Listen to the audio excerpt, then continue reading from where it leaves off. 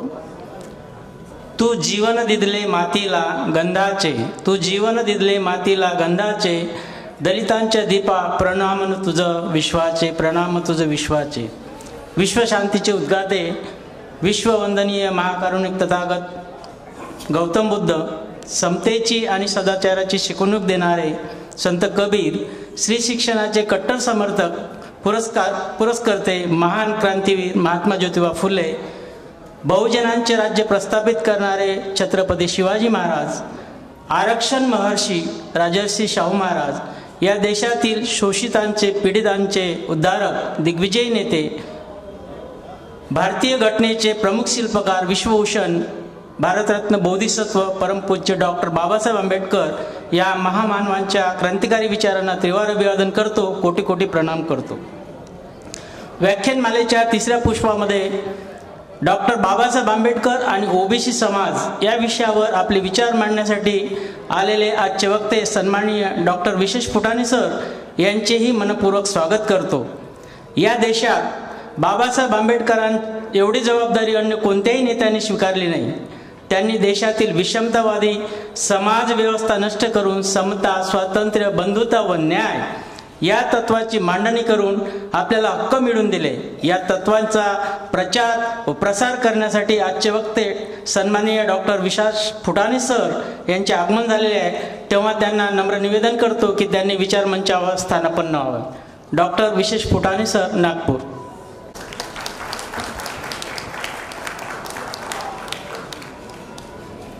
झिजणे तुझे पाहून लाजावे चंदना, झिजणे तुझे हे पाहून लाजावे चंदना, हे रामजीच्या नंदना तुलाही वंदना, तुलाही वंदना. रडत्यास पाहून तू त्यांचे डोळे पुसावे, दुःखी जनास घेऊनी तू जवळी बसावे, पाहुनी दुःखितांना हे अश्रुलोचना, हे रामजीच्या नंदना तुलाही वंदना, तुलाही वंदना.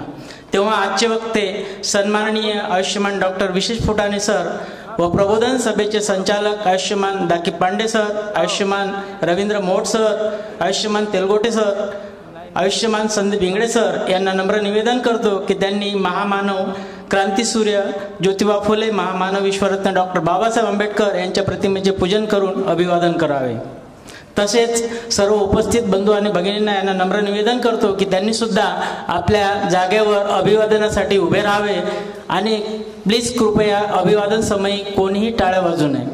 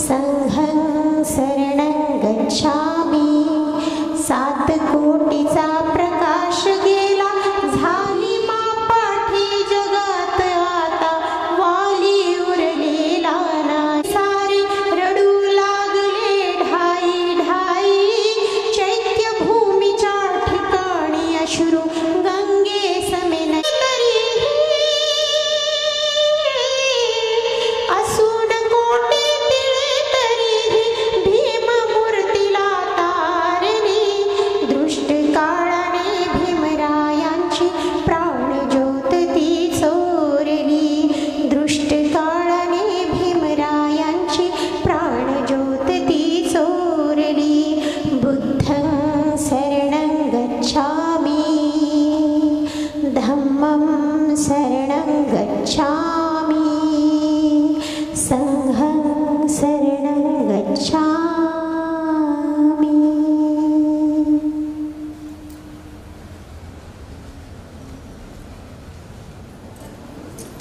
की कहानी बहारों ने लिखी, रातों की कहानी सितारों ने लिखी। हम नहीं हैं किसी के गुलाम, क्योंकि हमारी ज़िंदगी बाबा साहब ने लिखी, बाबा साहब ने लिखी। समाजाचं ऋण फेडण्यासाठी माणसाला समाजात यावं लागतं, तेव्हा समाजकार्य घडत असतं। समाजाच्या प्रबोधनाचं कार्य डॉक्टर विशेष फुटाणे सर सुरूच असतं, तेव्हा त्यांच्या कार्याचा गौरव व सत्कार करणं हे आपलं कर्तव्य ठरतं। म्हणून मी प्रबोधन सभेचे संचालक आयुष्यमान समाधान जावळे सर, आयुष्यमान राजेश तेलमोरे सर, आयुष्यमान भूषण ताजने सर यांना नम्र विनंती करतो की त्यांनी आजच्या पाहुण्यांचं शाल पुष्पगुच्छ व सन्मान चिन्ह देऊन स्वागत करावं।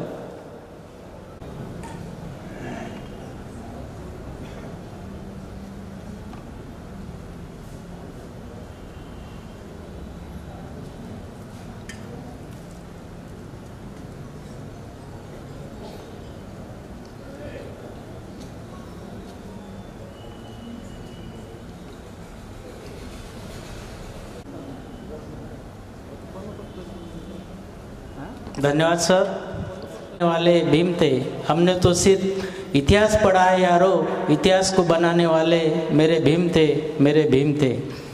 डॉक्टर बाबासाहेब आंबेडकरांना गेडाम साहेबांना अशी विनंती करतो की त्यांनी मंचावर यावं आणि गेडाम साहेबांचं स्वागत आयुष्यमान SB खंडारे सर संचालक प्रबोधन सभा ते करतील असं मी त्यांना विनंती करतो।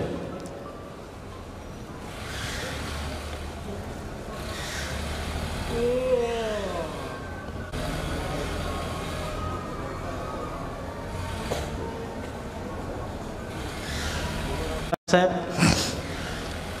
समानतेचे स्वातंत्र्याचे हक्क सर्वांना दिले, समानतेचे स्वातंत्र्याचे हक्क सर्वांना दिले। प्रणाम त्या महामानवाला ज्यांनी संविधान दिले, ज्यांनी संविधान दिले। डॉक्टर बाबासाहेब आंबेडकरांनी देशातील विषमतावादी समाज व्यवस्था नष्ट करून समता, स्वातंत्र्य, न्याय, बंधुता या तत्वावर आधारित संविधानाची निर्मिती केली। निर्मिती करून राष्ट्रोन्नतीसाठी आयुष्य खर्च घातले। म्हणून म्हणावेसे वाटते तेव्हा संविधानाची प्रास्ताविका सादर करण्यासाठी येतात आमचे सभेचे संचालक आयुष्यमान अनिल भगत सर। प्रास्ताविकेच्या वाचनासाठी सर्वांनी आपापल्या जागेवर उभं राहायचं आहे। प्रास्ताविकेचं वाचन मी पुढे करतो, तुम्ही सर्वांनी माझ्या मागून म्हणायचं आहे। आम्ही भारताचे लोक, भारताचे एक सार्वभौम समाजवादी धर्मनिरपेक्ष लोकशाही गणराज्य घडविण्याचा व त्याच्या सर्व नागरिकास सामाजिक, आर्थिक व राजनैतिक न्याय, विचार, अभिव्यक्ती, विश्वास, श्रद्धा व उपासना यांचे स्वातंत्र्य, दर्जाची व संधीची समानता निश्चितपणे प्राप्त करून देण्याचा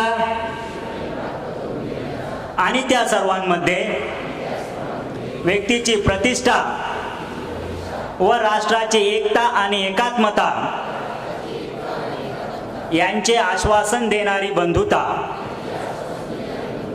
प्रवर्धित करण्याचा संकल्पपूर्वक निर्धार करून आमच्या संविधान सभेत आज दिनांक 26 नोव्हेंबर 1949 रोजी याद्वारे हे संविधान अंगीकृत आणि अधिनियमित करून स्वतःप्रत अर्पण करीत आहोत। धन्यवाद। साहेब आपल्यामध्ये उपस्थित आहेत आणि त्यांची एक प्रेरणा म्हणून ते दरवर्षी आपल्यासमोर एक गीत सादर करत असतात आणि म्हणूनच मी आयुष्यमान गेडाम सरांना अशी विनंती करतो की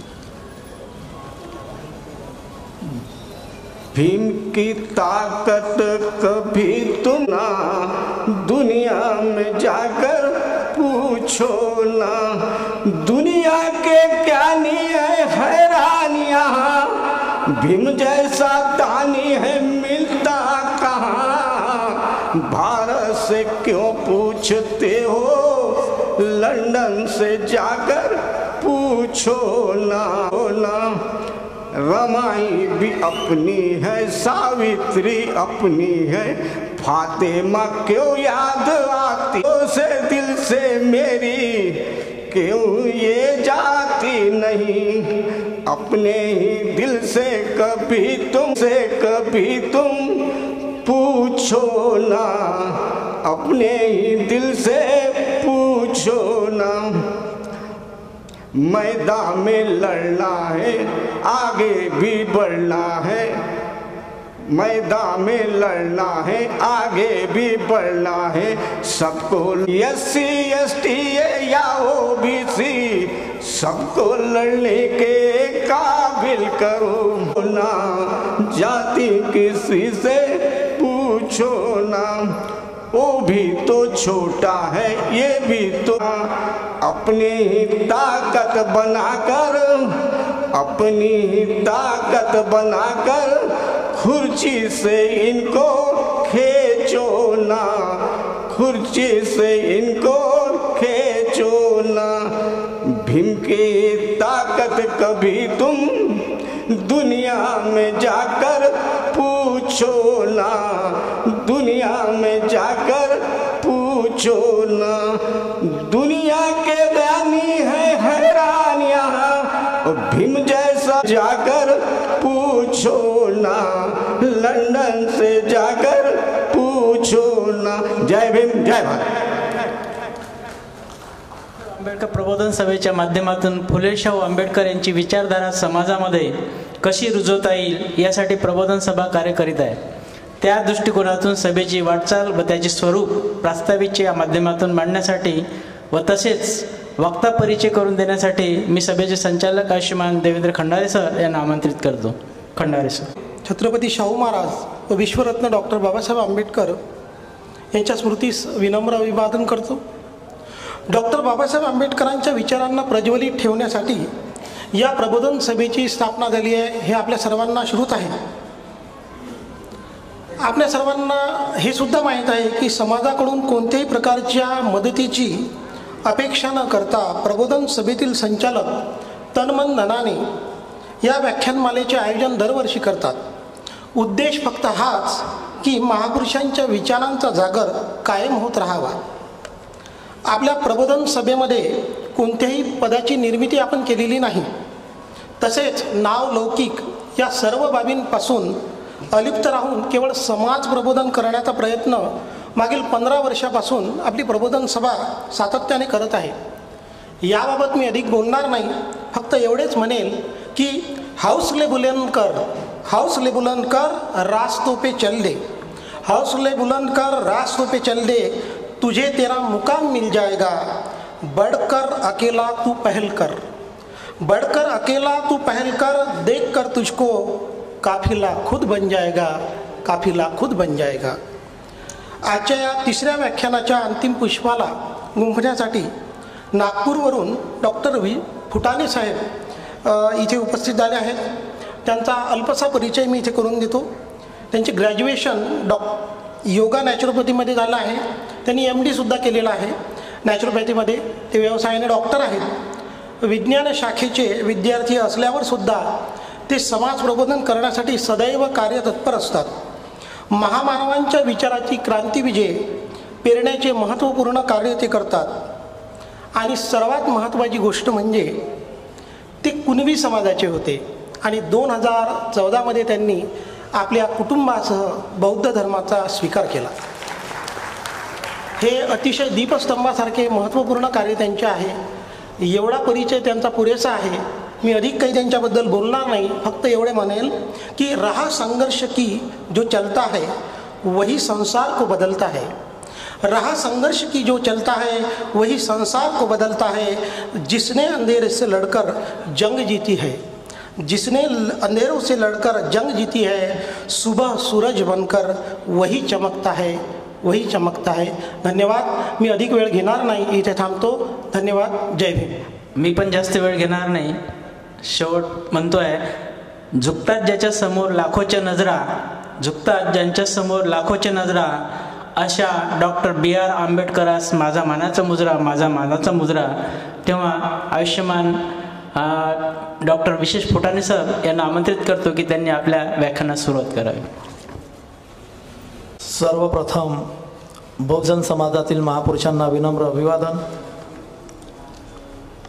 त्याचप्रमाणे आजच्या डॉक्टर बाबासाहेब आंबेडकर यांच्या निर्माण दिनानिमित्त आपण सर्व लोक या कार्यक्रमाचं आयोजन करतो आहे.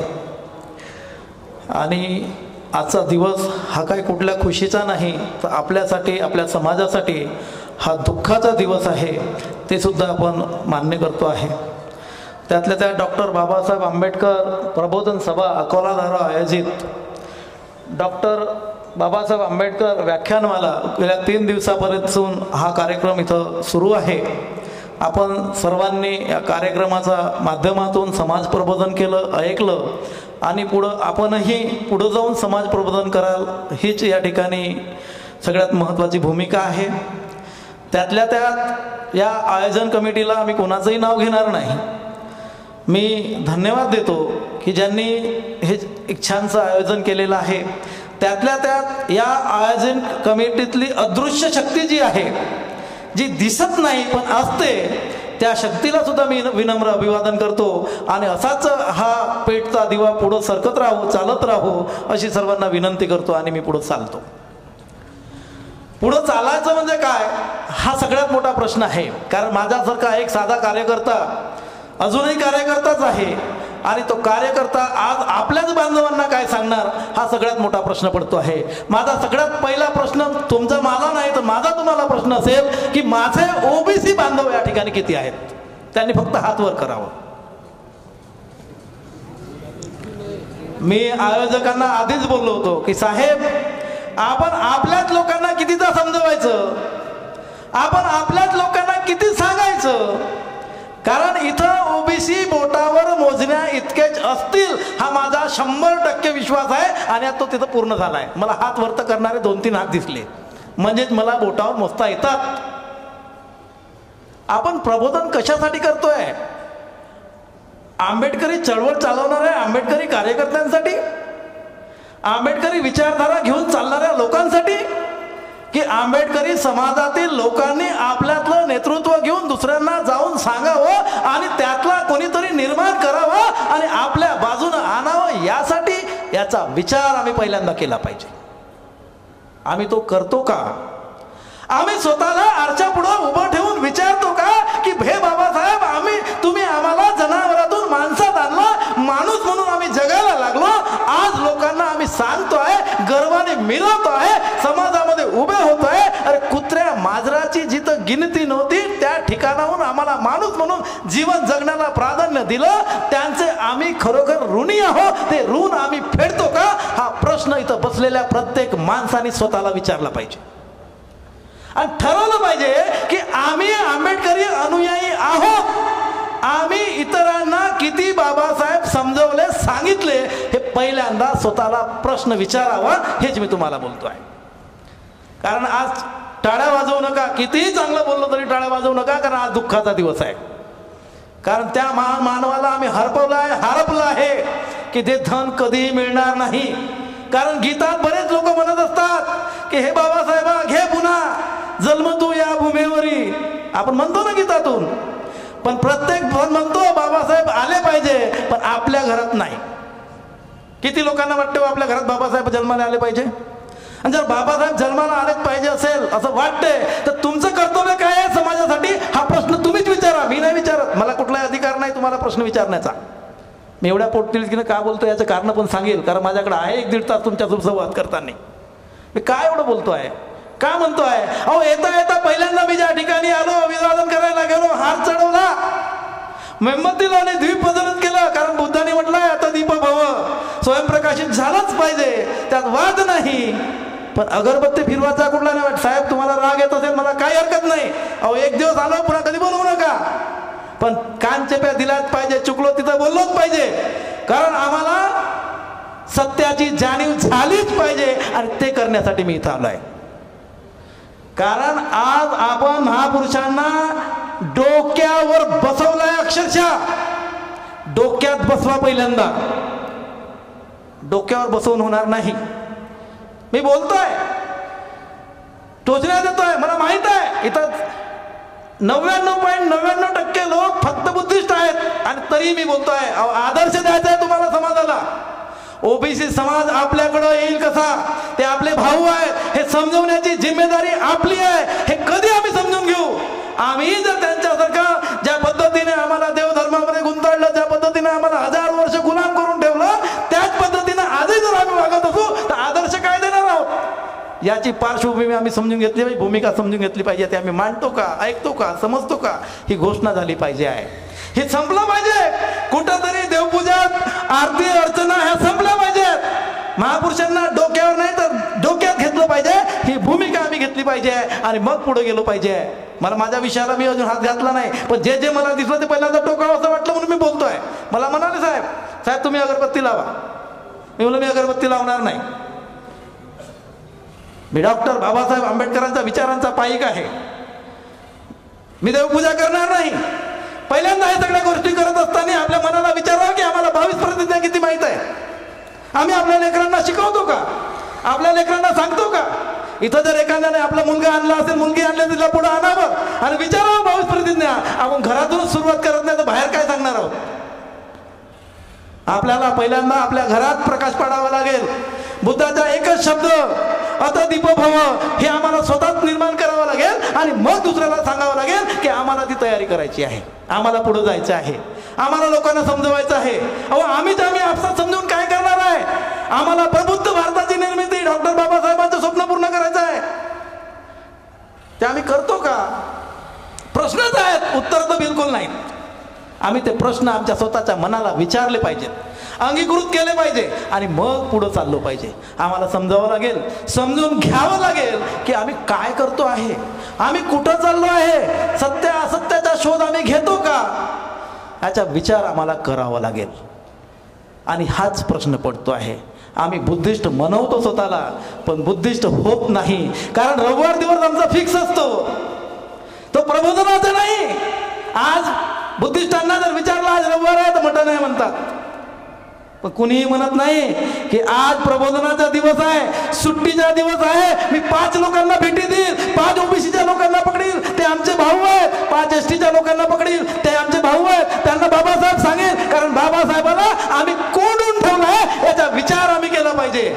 बाबासाहेबांना मुक्त करा, चौकटीतून बाहेर काढा. बाबासाहेब सर्वांचे आहे ही भूमिका आपल्या मनात असू द्या आणि लोकांपर्यंत जा, तरच आपल्याला खरा बुद्ध आणि बाबासाहेब समजेल. ही भूमिका घ्याल. पोटतिडकीनं बोलण्याचं कारण आहे, मी ओबीसीतून येतो, ओबीसी प्रवर्गातला आहे. बुद्ध मला सांगण्यासाठी कोणी दुसरा ऐरा नत्तू गैरा आला नाही. मला बुद्ध हा समजला फक्त माझा बुद्धिस्ट बांधवाकडूनच. हे सत्य आहे, अटल सत्य आहे. पण माझी अपेक्षा अशी आहे, जर मला एका विशेष फुट्याला जर बुद्धिस्ट समाजाच्या माणसांकडून कळतो आहे तर 1000 लोकांना का कळू नये, हजारांपर्यंत का जाऊ नये, समाजाने ज्ञान का घेऊ नये, समाज अंधश्रद्धेतून बाहेर का पडू नये, हा माझा सगळ्यात मोठा प्रश्न आहे. अंधश्रद्धेतून का म्हणतो आहे? कारण आज आपण महापुरुषांना देव बनवलाय, हे कुठंतरी चुकत आहे, हे मी ठामपणे बोलतोय. कोणाला राग येत असेल त्यात काही भावग नाहीये, राग करावा. प्रत्येकाला बाबासाहेबांनी घटनेमध्ये आपली भूमिका आपली गोष्ट मांडण्याचा अधिकार दिला आहे, ती मांडाच. पण स्वकल्पने मांडा की सत्य आहे ते सत्यच आहे. कारण इथं सत्याला थारा नाही असं माझ्या लक्षात आलेलं आहे. सत्य कटू असतं, सत्य कधीही खपत नाही. असत्याची साथ देणारे भरपूर लोक असतात असं मला वाटते. चुकीचं असेलही कदाचित मी, पण मला माझ्यावर पूर्ण विश्वास आहे की मी जो गोष्ट बोलेल जे आहे ते सत्य आहे ते सत्यच म्हणेल. मी खोट्याला साथ देणार नाही. मला ज्याचं काही झालं तरी पर्वा नाही, कारण सत्य ते बोलावं लागेल. कारण समाजाचे जोपर्यंत कान टोचत नाही तोपर्यंत समाजामध्ये जागृती निर्माण होत नाही. कारण आपण अजूनही प्रगत भारतामध्ये 75 वर्ष स्वातंत्र्याला झाले असले आणि बाबासाहेबांनी आम्हाला दीक्षा देऊन जरी 60-70 वर्ष झाले असले तरी आम्ही अजूनही सुधारलेलो नाही, याची खंत आम्हाला आज वाटते आहे. कारण आम्ही फक्त दीक्षाभूमीवर जाऊन अभिवादन करतो. 6 तारीख आली, बाबासाहेबांना अभिवादन करतो, नमस्कार करतो, नम्र होतो. बाबासाहेबांच्या दुःखामध्ये आम्ही एक मिसळून जातो, वाहून जातो, अश्रू गाळतो. पण आता ही वेळ अश्रू गाळण्याची नाही. आता ही वेळ बाबासाहेबांचे विचार पेरण्याची आहे. मगाशी आम्ही चर्चा करत असताना एका मार्क्सच्या विचाराचा जर विचार केला तर आम्हाला लक्षात आलं का त्याच्या माहितीत फक्त 20-25 लोक होते आणि त्या 20-25 लोकांनी त्याचे विचार कितीतरी राष्ट्रामध्ये नेऊन पोहोचवले. पण बाबासाहेबाच्या मयताला 5 लाख लोक होते आणि विचार घरापर्यंतच राहिले. म्हणून विचार करावा आहे की आम्हाला आता पुढे काय करायचं, कारण तो दिवसच आहे आज आमच्यासाठी. आज आमच्या दिवसाला आम्ही शपथ घेतली पाहिजे की बाबासाहेबांचं राहिलेलं स्वप्न आता आम्ही उरलेले लोक जे कोणी इथं बसलेलो आहोत हे आणि घरी असलेले लोक आम्ही सर्वांनी मिळून एक निर्णय घ्यायचा आहे की प्रबुद्ध भारताची निर्मिती बाबासाहेबांनंतर आम्हालाच करायची आहे. मी स्वतः का नाही करू शकत? स्वतःला प्रश्न विचारला पाहिजे की आम्ही स्वतः का नाही करू शकत? इथं बसलेल्या लोकांनी जरी निर्णय केला नाही एकटे बाबासाहेब या सगळ्या लोकांशी मनुवाद्यांशी लढत होते तर आम्ही इथं बसलेले 200-500 लोक आम्ही का लढू शकत नाही? हा इतिहास आहे आमचा 500 लोकांचा की ज्यांनी 28,000 पेशव्यांना कापून काढलं आणि त्याची नोंद इंग्रजांनी घेतली. याचा सुद्धा विचार आम्ही केला पाहिजे. करायला पाहिजे की नाही करायला पाहिजे? आम्ही त्या रक्ताचे लोक आहोत असं आम्ही स्वतःला मानायला पाहिजे. आम्ही वीर लोक आहोत, आम्ही लढू शकतो. हे आम्ही करतो का? आज बरेच लोक म्हणतात संविधान खतरे में है, म्हणतात की नाही म्हणत? संवाद साधावा लागेल. तुमची माझ्याशी बोला किंवा मी तुमच्याशी बोलेल तर समजेल. म्हणतात की नाही म्हणत की संविधान खतरे में? संविधान खतरे में है नाही, ते संपुष्टात आलाय. आणि आमचे लोक जे नेते म्हणवतात स्वतःला, राजकारणाची भूमिका मांडणारे, मी कोणाचं नाव घेणार नाही, कि हमारा संविधान बाबा साहब ने लिखे हुए संविधान को अगर कोई बदलता है, कोई हाथ लगाता है तो हम उसके हाथ काम कर देंगे, हाथ काट देंगे. आता काय उकडलं तुम्ही ना? हा प्रश्न आहे. अहो बदलला ना, येणाऱ्या काळात ते राहते की नाही याची गॅरंटी नाही आहे. याचा विचार आम्ही केला पाहिजे. करतो का आम्ही कधी विचार? आम्ही फक्त म्हणतो, अंमलात कधीच आणत नाही. आम्ही म्हणतो प्रबुद्ध भारत झाला पाहिजे, अंमलात कधी आणत नाही. अरे ज्या माणसाने बुद्धी प्रमाणवाद ज्याने वापरला तो बुद्धिस्ट, ज्याने विज्ञानावर विश्वास ठेवला तो बुद्धिस्ट, परंपरेला आळा घातला त्याला संपवला तो बुद्धिस्ट. ह्या गोष्टी ज्या दिवशी समजून घेऊ, जरुरी नाही की तुम्ही धर्म परिवर्तनच केलं पाहिजे, धर्म स्वीकारला पाहिजे, पण ज्या विचारांनी जरी चाललं तरी आपण बुद्धिस्ट होऊ शकतो, ही भूमिका आपण मांडली पाहिजे. आणि तेव्हा संपूर्ण भारत हा प्रबुद्ध भारत होईल, बुद्धमय भारत होईल. ही भूमिका आम्ही कधी घेणार? मला खंत आहे, अजूनही नाही आहे. आम्ही ज्या वाटेवर आज पाहिजे होतो ते अजूनही नाही आहे. ही शोकांकिका आहे. स्वतःच्या मनाला विचारावं, प्रत्येकाने विचारावं. मी एखाद्याला कोणाला गृहीत धरत नाही. इथं बसलेला प्रत्येक माणूस यांनी स्वतःच्या मनाने आपल्या मनाला विचारावं आणि मग कळावं. हा एक भाग आहे, हा एक विषय आहे. राहिला ओबीसींचा प्रश्न, ज्या विषयावर मला बोलायचं आहे, बाबासाहेबांशी ओबीसींचा काय संबंध आहे या विषयावर बोलायचा. तो विषय घेत असताना मला लक्षात येईल, अहो मी सांगू कुणाला जाऊ? मी हात वर करायला लावलाय तो ओबीसी बोटावर बोलणे उठके आहे. ह्या 4-5 ओबीसींना सांगून काय प्रश्न आहे? ही शोकांकिका नाही का? कारण मी आयोजकांना विचारलं, साहेब ओबीसी लोक राहतील का? आयोजकांनी मला गर्वाने सांगितलं, हो साहेब इथं प्रत्येक समाजाचे लोक राहतील, ओबीसी पण राहतील. पण हात वर करायला पुन्हा एकदा विचारतो, ज्याने शर्मेने हात खाली ठेवला असेल, कदाचित त्याला वाटलं असेल की मी ओबीसी आपण कसा सांगू, त्यांना पुन्हा विनंती करतो का दादा तुम्ही जर ओबीसी तर खरंच हात वर करून दाखवा का आम्ही ओबीसी आहोत.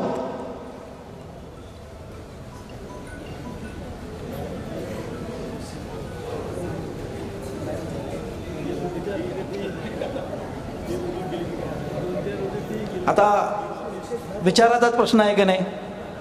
मी प्रबोधन करायला आलो, व्याख्यान द्यायला आलो, डॉक्टर बाबासाहेब आंबेडकर आणि ओबीसी समाज. इथं ओबीसीच नाहीत म्हणजे शून्यता नाही असं मी म्हणत नाही, साहेब आहेच. कुणाला सांगू? तुमच्या समोर प्रश्न करतोय मी, कुणाला सांगू? अरे ज्यांनी बाबासाहेबांनी लिहिलेलं संविधान लिहिलं, वाचलं, समजून घेतलं त्यांना, ज्यांनी बुद्ध आणि धम्म वाचला त्यांना, ज्यांना बाबासाहेब कळले त्यांना मी काय बाबासाहेब सांगणार आहे? मला सांगायचं ते माझ्या समाजाला, ओबीसींना, त्यांना समजून सांगणं हे जर महत्वाचं आहे. पण तरी मी थांबणार नाही, मी सांगणार आहे, मी बोलणार आहे. त्याचं एक कारण आहे, मीडिया आपल्या समोर आहे. अरे घरी बसलेला ओबीसी सुद्धा ऐकेल आणि त्याला ऐकावं लागेल, कारण ही काळाची गरज आहे. ही काळाची गरज जर पूर्ण करायची असेल तर आम्ही एकट्यात का बोलत नाही, बडबडत का नाही, मी मोठ्या आवाजात बोलतो, याच्या मागचे कारण आहेत. कारण मी जेव्हा घरात बोलत असतो की आम्ही आता चर्चा करत होतो, आम्ही एका आपल्या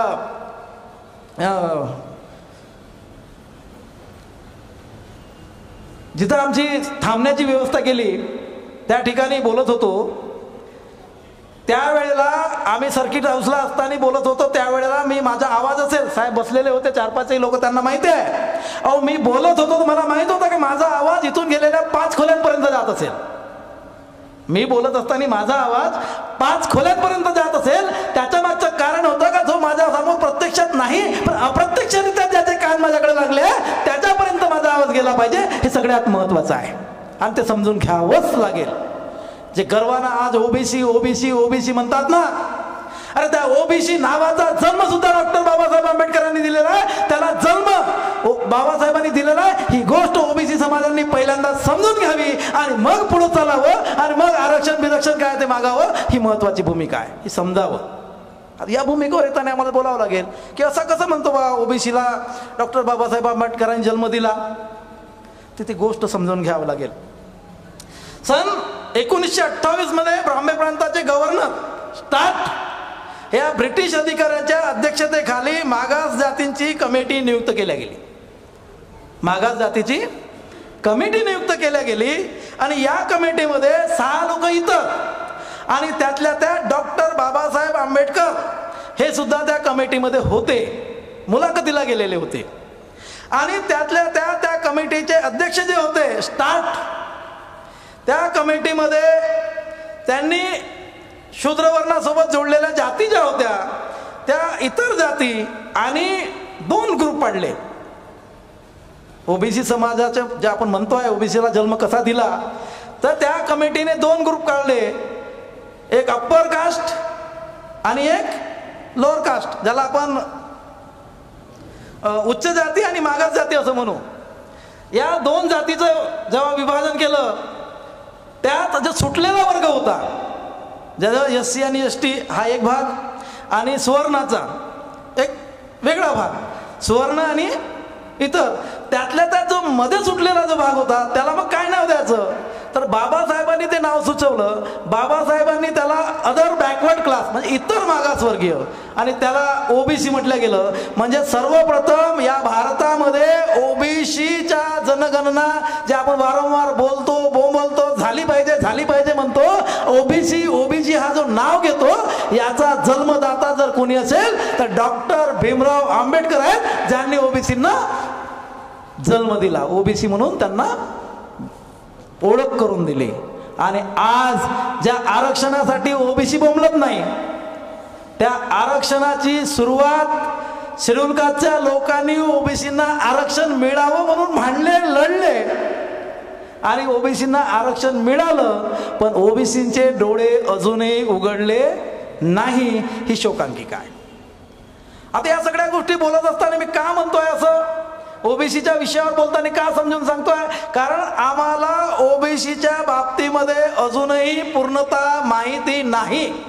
ओबीसीच्या लोकांना म्हणजे जी मी ओबीसी मध्ये आहे, अजून माझे जे बांधव आहे त्यांना सत्यता माहिती नाही. कारण ज्या वेळेला ओबीसीच्या हिताच्या गोष्टी आला त्या वेळेला ओबीसीला डायव्हर्ट केल्या गेलं, बदलण्यात आलं. मी मगाशी विषय मांडला, आम्हाला काहीतरी बोलावं लागेल. इथं पक्षाबद्दल बोलण्याची बंदी आहे, कारण हा कार्यक्रमच सामाजिक आहे. सामाजिक कार्यक्रम म्हणतो, पण पुन्हा एकदा मी तुम्हाला सांगतो आहे, अहो सामाजिक कार्यकर्ता करता तुम्हाला राजकीय सुद्धा लक्ष द्यावं लागेल, डोळे उघडावे लागेल, सत्याचा शोध घ्यावा लागेल. बहुजनांचा प्रधानमंत्री जर तुम्हाला पाहायचा आहे तर तुम्हाला राजकारणकडे दुर्लक्ष करता येणार नाही. ही भूमिका समजून घ्या. दुर्लक्ष बिलकुल करता येणार नाही, आपल्याला लक्ष घालावंच लागेल.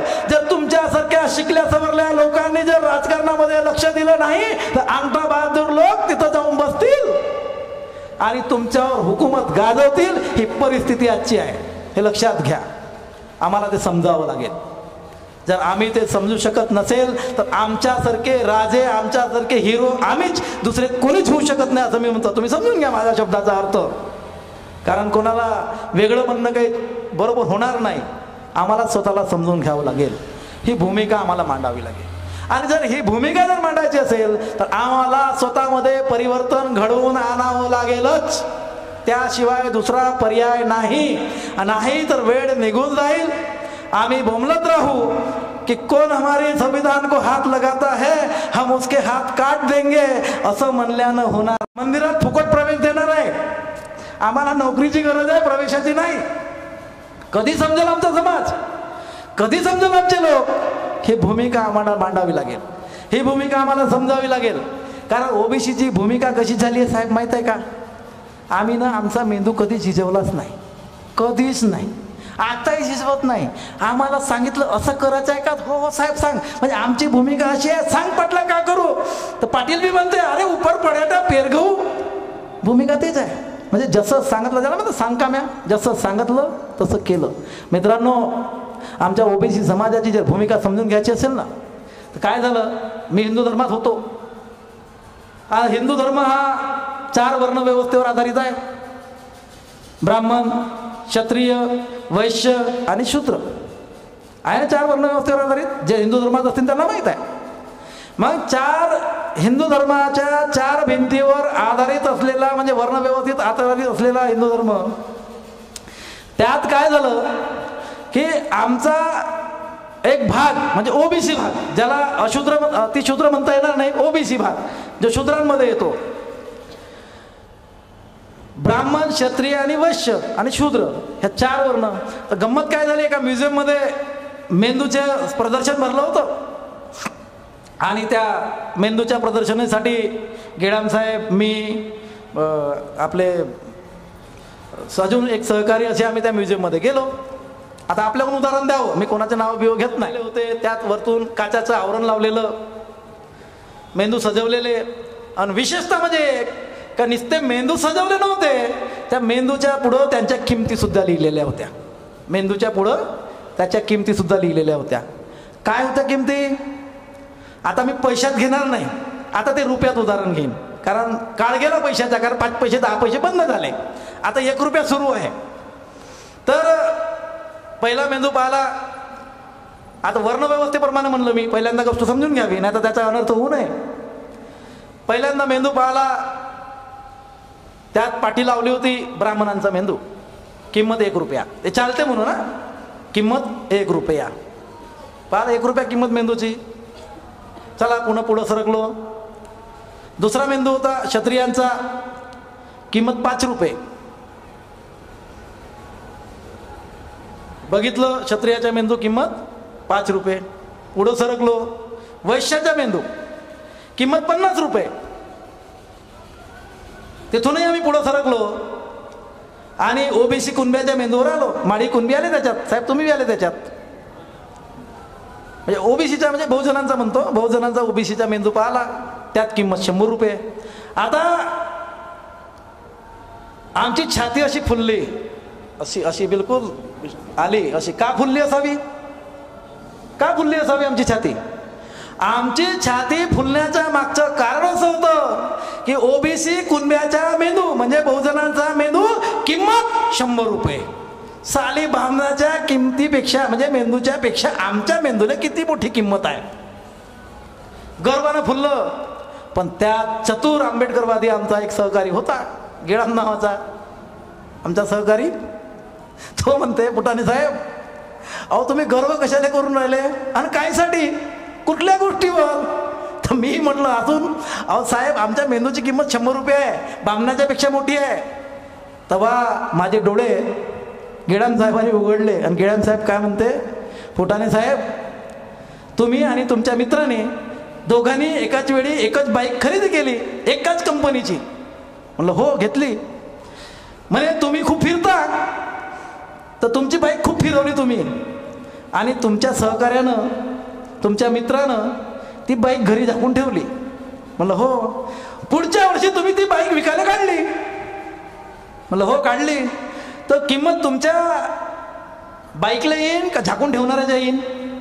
साहजिक आहे म्हणलं, झाकून ठेवणारी वापरलीच नाही, तिचा वापरच झाला नाही, ती झिजलीच नाही, तिचे टायर झिजले नाही, तिचे इंजन झिजलं नाही, किंमत जास्तच येईन.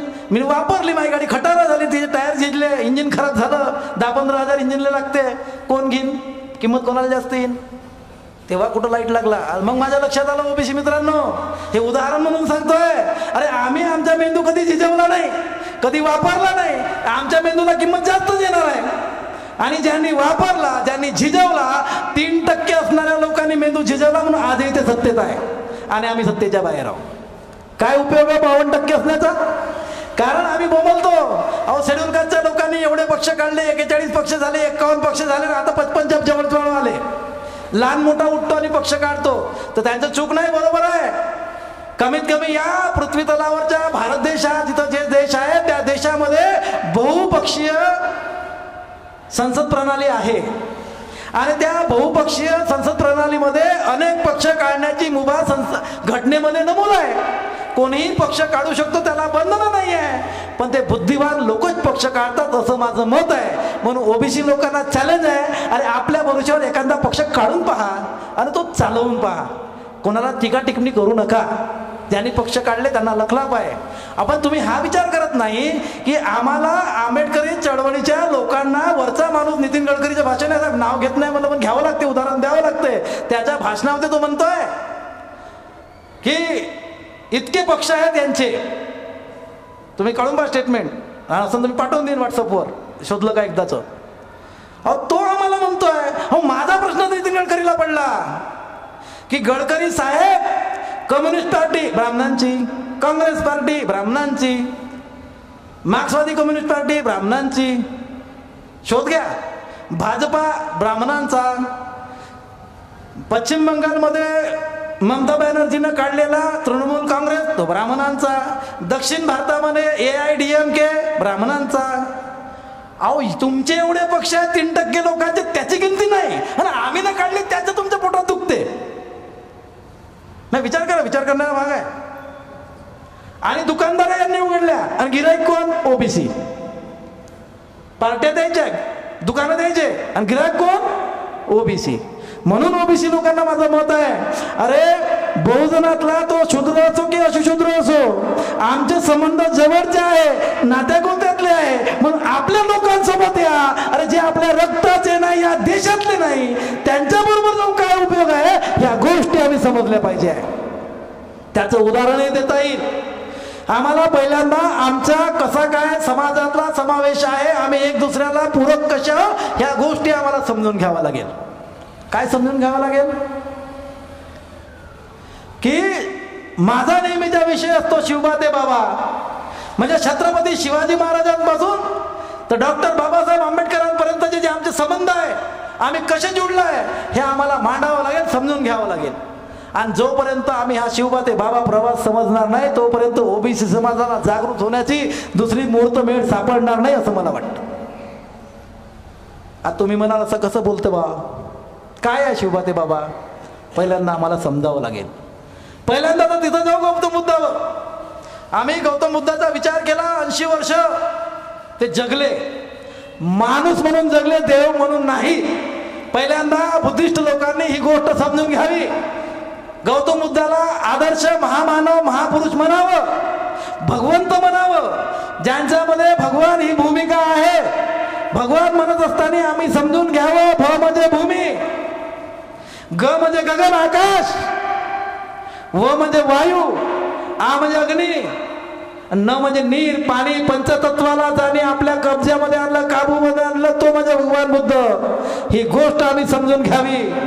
आणि ही गोष्ट समजल्यानंतर त्यांना देव नाही, मी पुन्हा म्हणतोय, देव नाही, महामानव ज्यांनी आम्हाला मार्ग दिला, मार्ग दाखवला, धर्म नाही धम्म दिला, ही गोष्ट त्या दिवशी आम्ही समजून घेऊ. त्या दिवशी मात्र निश्चित होईल. कारण तो काळ कोणता? विचार करण्याचा काळ आहे की 1566 इसवी सन पूर्व, जिथून वर्षाला गिनती झाली. म्हणजे येशू ख्रिस्ताच्या जन्मापासून 25 डिसेंबरला त्यांचा जन्मदिवस आपण म्हणतो, सुट्या बिट्या भेटतात, तिथून त्याच्या 5 दिवसानं वर्षाची गणना झाली. त्याच्याही 500-550 वर्ष आधी, त्याच्याही 550 वर्ष आधी गौतम बुद्धाने आम्हाला मार्ग दाखवला. आणि कोण गौतम बुद्ध? कुणबी पुत्र, शेतीशी ज्यांचा संबंध आहे तो. शाक्य कारण छत्रपती संभाजी राजांनाही शाक्य म्हणतात. पुन्हा एकदा समजून घ्या, छत्रपती संभाजी राजांनाही शाक्य म्हणतात आणि गौतम बुद्ध पण शाक्य. तुम्ही लक्षात घ्या. मग गौतम बुद्ध जर शाक्य असतील, छत्रपती संभाजी शाक्य असतील, म्हणजे शिवाजी शाक्यच होते. शिवाजी शाक्य होते, शिवाजी जर मराठा होते, कुणबी होते, तर आजचे असलेले कुणबी कोण? शाक्यच की नाही. म्हणजे पूर्वीचे बुद्धिस्ट कोण? म्हणून आमचे हटवार दादा म्हणतात नागपूरचे, ज्यांनी बुद्ध धर्म स्वीकारला, तेली समाजाचे आहेत, काय म्हणतात? ओबीसी जी आहे ना व्याख्या, आम्ही ओरिजिनल बुद्धिस्ट समाज, ओरिजिनल बुद्धिस्ट समाज म्हणजे ओबीसी, ही भूमिका ते मांडतात. मी त्यांचं नाव घेऊन बोलतोय, कारण मांडतात त्याला मांडतात म्हणावं लागेल, दुसऱ्याला कशाला म्हणू. तर ती भूमिका त्यांनी जी 80 वर्षाच्या वयापर्यंत आम्हाला मार्ग दाखवला, त्या मार्गावर आम्ही चालायला पाहिजे. हा माझं पहिलं मत आहे, चालायलाच पाहिजे. आम्ही रविवारची एक भूमिका घ्यावी. 2 भूमिका आहेत, एक तर चळवळीचं काम, नाही तर संध्याकाळचं भोजन. आता मी नाव घेणार नाही वारंवार. कुठंतरी ते थांबवायला पाहिजे आणि तो खर्च समाजासाठी अर्पित केला पाहिजे. मी खाऊ नका असं म्हणत नाही, उपास करा असंही म्हणत नाही, पण तो वेळ कधी मिळाला पाहिजे. तो वेळच मिळत नाही. आज मटण पार्टी आहे घरी म्हणते, आज जमणार नाही म्हणते, कारण आज संडे आहे ना. अरे संडेच्या दिवस तुम्ही 8 दिवस 7 दिवस काम करता, 6 दिवस काम करता, 7व्या दिवशी समाजासाठी द्या. पूर्ण आयुष्य मागत नाही, 1 दिवस मागतो आपण आठवड्यातला, महिन्यातले 4 दिवस दिले पाहिजे. कसं परिवर्तन होत नाही हो, असं कसं परिवर्तन होत नाही. एक बहुजन नायक येतो, त्याच्याजवळ 5 पैशाची हवा भरायला पैसे राहत नाही, 5 रुपयाच्या मैतीचा कोड घालतो, समाजाला संबोधित करतो आणि सत्ता कशी संपादन करायची हे सांगतो. ज्याच्याकडं काही नाही तो, आमच्याकडं पैसे आहे, गाडी आहे, घोडी आहे, सगळ्या गोष्टी आहे, आम्ही का करू शकत नाही? आम्ही का करू शकत नाही?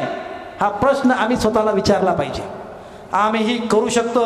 त्या माणसाचे शब्द आहे, होऊ शकत आहे, होऊ शकते, होणारच आणि मी ते करणारच. ही भूमिका ज्या दिवशी घेऊ त्या दिवशी निश्चितच आम्ही आपल्या उद्देशाला पूर्ण केल्याशिवाय राहणार नाही. बाबासाहेबाचं स्वप्न, प्रबुद्ध भारताचं स्वप्न पूर्ण केल्याशिवाय राहणार नाही. ही भूमिका आमची असली पाहिजे. तर संबंध कुठं येतो? म्हणजे शाक्याचा संबंध मी सांगत आहो, तो जर तिथं जुळत असेल तर तो खूप दूर झाला.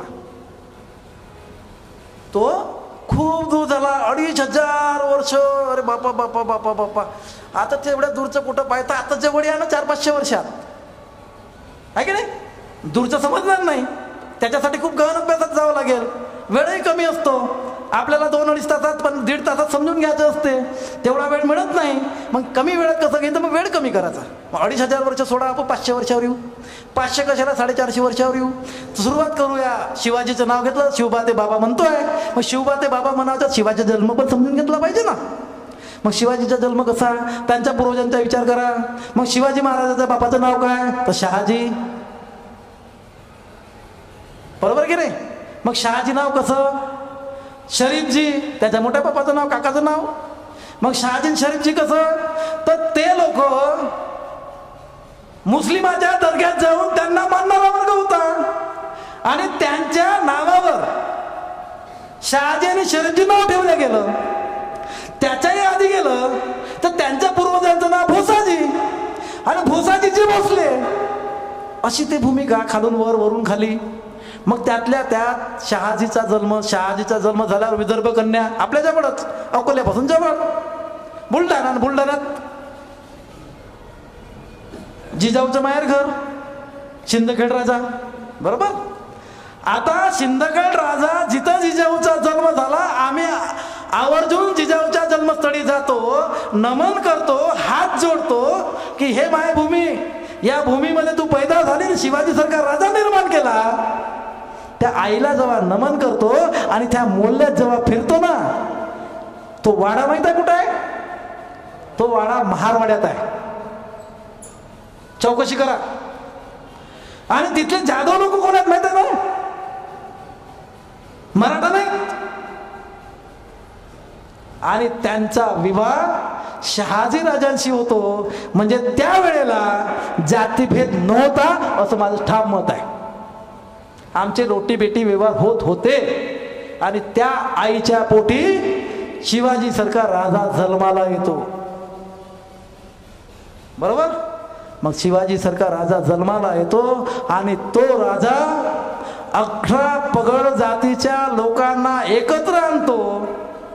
सगळ्यांना एकत्र आणून तो धनगराचा असो की कुणाचाही असो त्याला एकत्र आणतो आणि सगळ्यांना मराठा नाव संबोधतो. सगळ्यांच्या हाती तलवारी देतो. कारण हे मराठा मराठा म्हणणाऱ्या लोकांनी लक्षात घ्यावं की नुसती मराठा ही जात नव्हे, मराठा ही संबोधन आहे. शिवाजीच्या सैन्यामध्ये भरती होणारा, हातात तलवार घेणारा तो मराठा. शिवाजीच्या सैन्यात भरती होणारा, हातात तलवार घेणारा तो मराठा. मग तू कुठल्याही जातीचा असू शकतो. कारण अहिल्याबाई होळकर ह्या कोण होत्या? कोण होत्या? धनगर होत्या ना. आणि त्यांच्या सत्तेला काय म्हणायचे लोक? मराठ्यांची सत्ता म्हणायचे ना, की नव्हते म्हणत? संशोधन करा, इतिहासाचे वाचन करा, लक्षात येईल. म्हणजे मी जातीचं नाव सांगत आहो. ज्या शिवाजीचा जीव वाचवला तो शिवमाला कोण होता? तो मराठा होता का? अरे जर असं धर्माचं युद्ध असतं आणि शिवाजीच्या धर्माचे रक्षण करते असते तर अफजल खानाच्या वधाच्या वेळेला अफजल खानाचा वकील कोण? कृष्णाजी भास्कर कुलकर्णी ना. आपल्याला कुलकर्णी सांगत नाही, हा नंतरचा भाग आहे. कारण इतिहास लिहिणारे ते आहेत. आमच्या हाती कलम असतात, आम्ही सत्य मांडलं असतं. आम्हाला कुलकर्णी सांगत नाही. आम्हाला शिवाजीचा वकील आणि अफजल खानाचा वकील दोघांचा फरक. अहो, शिवाजीचा वकील काजी हैदर होता. शिवाजी वकील कोण? काजी हैदर, एक मुसलमान. आणि अफजल खानाचा वकील कृष्णाजी भास्कर कुलकर्णी. अहो, अफजल खानाचा वध होतो, अफजल खानाचा कोतळा बाहेर काढला जातो. दुःख कोणाला व्हायला पाहिजे होतं? काजी हैदरांना दुःख व्हायला पाहिजे होतं. अहो, दुःख कृष्णाजी भास्कर कुलकर्णीला होतो. तो तलवार काढतो आणि शिवाजीच्या जिरे टोपावर मारतो. शिवाजीला मस्तकाला घाग पडते, खून लागतो, रक्त लागतं.